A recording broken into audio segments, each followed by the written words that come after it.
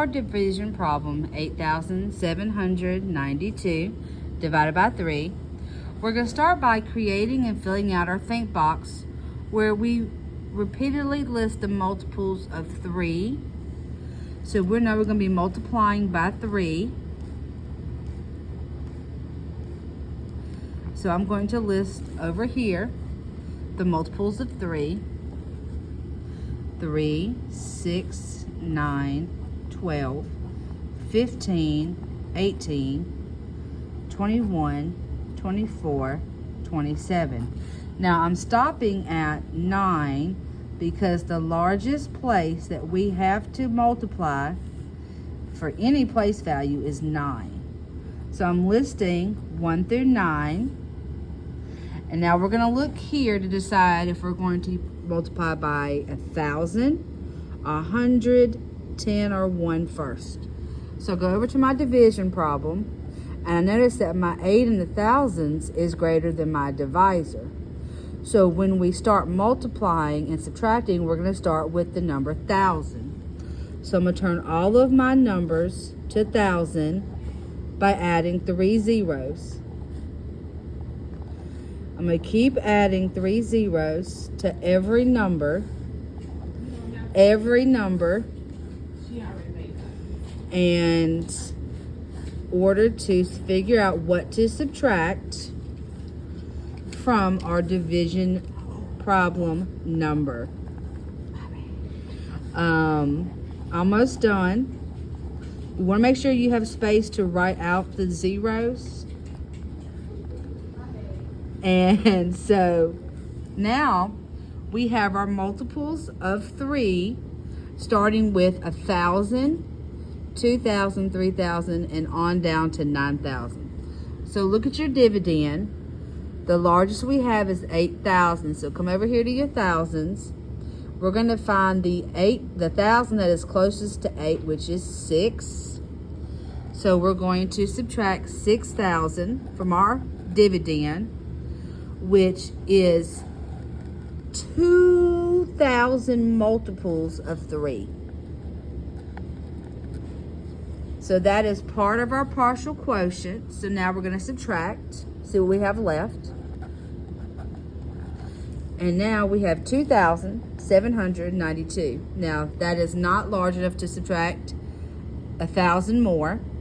So we are done with utilizing the thousands, and we're going to go into hundreds.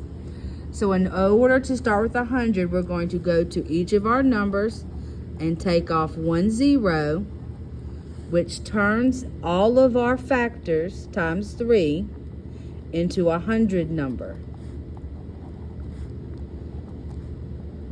But if we change our factor, we must also change our answer by getting rid of one of the zeros. Okay, almost done.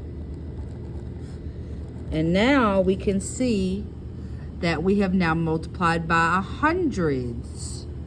So we have 2,792. So we look at this list. Only one number is closest to 2,792, and that is 2,700. So I'm going to write that underneath 2,792. And that would be 900 multiples of 3. And so we have left. And now we're done with hundreds. So now that we're done with hundreds, we've taken as many as we can. We're going to go to tens. So I'm going to turn this 100 into 10 by darkening 1 zero. And I'm going to repeat that with all the other numbers by taking out a 0. And if I take a 0 out here, I'm going to take one from the answer as well. And then that would leave me with multiples of 10 times 3, starting with 3 times 10 all the way to 3 times 90. And now look at all these multiples. So we're going to find the one that's closest to 92, which is 90. But 90 90 is 30 multiples of 3. So we're going to put 30 on the side. We're going to subtract. And then we're going to go to ones, because there's no more 10. So we're going to go to 1. So we're going to take off a 0. And we're going to do that with all the remaining numbers, because we have to go to every place. We can't just stop at tens. Go to your answer as well. Take off one more 0.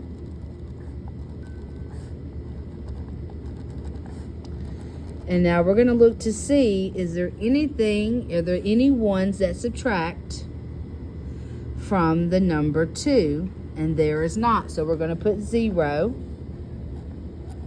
0 times 3 is 3. And there's our remainder. So now, as you can see, we have our partial products.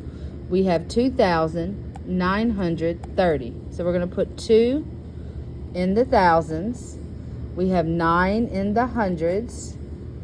30, which is 3 in the tens. And there's no ones. So we're going to put a 0 in the ones. And my quotient to 8,792 divided by 3 is 2,930. And this was division using partial products with the multiples think box.